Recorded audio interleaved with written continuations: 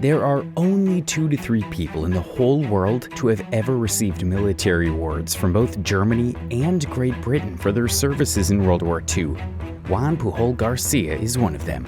He was awarded with the Most Excellent Order of the British Empire by King George VI and the Iron Cross by Hitler. So who was Juan? How did he earn these honors? And most importantly, which side was he actually loyal to? This is one of the craziest and most unbelievable spy stories from World War II. Born into a middle-class family in 1912, his upbringing was rather unremarkable, and his future seemed headed for more conventional paths of employment. And for a while, that's what happened. After completing his education, Garcia dabbled in lots of different professions, including being a chicken farmer and hotel manager, as well as serving in the military twice. Despite his best efforts, he was struggling. He wanted to find something more significant and devote his life to it. The outbreak of the Spanish Civil War in 1936 was a major event in Garcia's life. Spain was plunged deep into chaos and conflict. There was destruction everywhere. Garcia was deeply affected by witnessing the brutality and suffering inflicted by the fascist forces throughout the Spanish Civil War. He was horrified by the atrocities committed by General Franco's forces and despised his dictatorship. During this time, Garcia built up a great hatred for fascism. When World War II broke out, carrying the same passion, Juan decided to contribute his part in fighting against Germany. Juan went to the British Embassy in Portugal and offered his services to MI5, but the British told him that they had no interest in him as a spy for England on German activities in Spain because the British didn't want to involve Spain in the war at that time. Juan felt dejected by the response, so he came up with a plan. Juan decided to approach the German military intelligence agency instead, the Abwehr, posing as a pro-Nazi Spaniard willing to provide intelligence on the Allies. Impressed by his enthusiasm and apparent allegiance to their cause, Gustav Leisner, chief of the Abwehr, recruited him as a spy. He was officially Agent Alaric. Little did they know, Alaric's true allegiance lay with the Allies, as he would soon become one of their most valuable assets in the fight against Nazi Germany.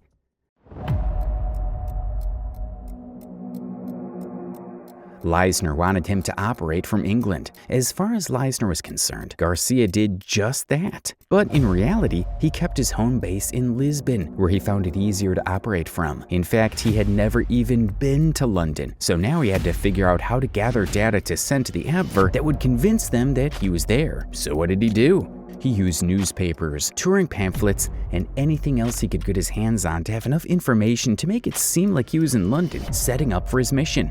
Juan even claimed to be traveling around Britain and submitted his travel expenses based on fares listed in a British railway guide. Garcia underwent comprehensive training in espionage techniques conducted by the German Abwehr. This training included instructions in covert communication methods, code breaking, surveillance, and counter-surveillance techniques. Juan's mission was to recruit British agents and create a whole network. Using the information they brought, he would send back any important pieces of intelligence that would be useful for the German forces. Given that he wasn't in London at all, that was going to be a little difficult, but Garcia was great at finding a way out of complicated situations. So instead of recruiting real agents as instructed, he opted to fabricate an entire network of fictitious spies. It started with agents J1 to J5 and grew from there. Each fictitious agent was given a false identity, complete with fabricated personal histories, nationalities, and roles within the supposed espionage network. Garcia carefully constructed these identities to align with the expectations of the German intelligence officers. He created personas like Carvalho from Portugal, Gerbers from Switzerland, and Fred from Gibraltar. Despite never having recruited real agents, he portrayed himself as a successful recruiter to the Germans, claiming to have established a network of spies across England. To maintain the illusion of his espionage activities, he sent regular reports containing fabricated intelligence purportedly gathered by his fake agents. These reports were transmitted to the Germans from a designated address in Spain. His deceptive tactics proved remarkably successful. He got a message from Abwehr early on in his operation. It said, "Your activity and that of your information gave us a perfect idea of what is taking place over there. These reports, as you can imagine, have an incalculable value, and for that reason I beg of you to proceed with the greatest care so as to not endanger in these momentous times either yourself or your organization." Soon, through a U.S. contact, the British agency got in touch with Juan. They were very impressed by his independent effort in continuously misguiding the Germans. That's when the Britishers moved into London. Upon arrival in Plymouth, England on April 24, 1942, Garcia was met by MI5 officers Cyril Mills and Thomas Harris. He underwent extensive debriefing, during which his account was meticulously cross-referenced with other intelligence sources. Garcia was officially accepted as a double agent for the British. He was now Agent Garbo, named after the great actress Greta Garbo, for his incredible deception skills. Juan wrote over 315 letters, averaging 2,000 words. His fictitious spy network was so efficient and verbose that his German handlers were overwhelmed and made no further attempts to recruit any additional spies in the UK. The information supplied was a mixture of complete fiction, genuine information of little military value, and valuable military intelligence artificially delayed.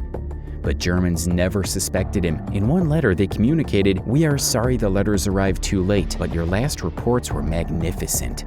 In exchange for his fabricated intelligence, the Germans compensated Juan with 20,000 British pounds. That's over £1 million today.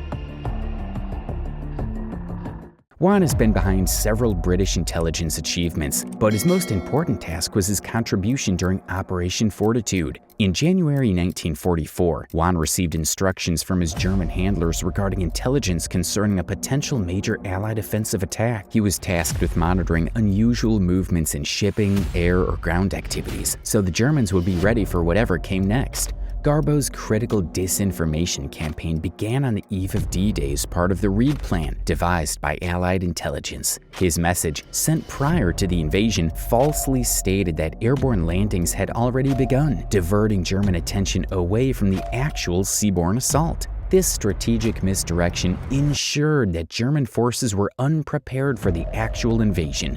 On June 6, 1944, Garbo continued his deception, reporting the fictitious presence of Army Group Patton in southeastern England while staying strong on the story that the Normandy landings were just a diversion. The real invasion would be at the Pas-de-Calais, so they had to divert crucial resources away from Normandy. He even sent reports of Allied troop concentrations and military assets along the English Channel ports. The British intelligence services created fake equipment, including balloon tanks, to make it look convincing. It truly looked like a real attack was coming. The information was confirmed by photographs taken with German reconnaissance aircrafts. Believing Juan's reports, Hitler decided to divert the 15th Army from Normandy to Pas-de-Calais. That is when the Allied forces invaded, and close to 9,000 of the German army were killed. The invasion was a tremendous success. The German forces kept waiting at Pas-de-Calais for weeks because Garcia had convinced them that there would be an attack there. Eventually, he told them that plans changed because the Normandy invasion was successful enough that there was no need for another operation. Even after this, the German authorities never doubted him. As Alaric, he was awarded the Iron Cross Second Class on the 29th of July, 1944, for his services to the German war effort, an award normally reserved for frontline fighting men, requiring Hitler's personal authorization. As Garbo, he received an MBE from King George VI on the 25th of November, 1944. After the war, Pujol feared revenge from surviving Nazis. With the help of MI5, Pujol traveled to Angola and faked his death from malaria in 1949 before moving to Venezuela, where he lived anonymously, running a bookstore and gift shop. It was in 1984 that he was rediscovered by a British politician, Rupert Allison, who co-wrote with Juan his autobiography, Operation Garbo, published in 1985. At Allison's urging, Pujol traveled to London and was received by Prince Philip at Buckingham Palace. Pujol died in Caracas in 1988 in a small town by the Caribbean Sea.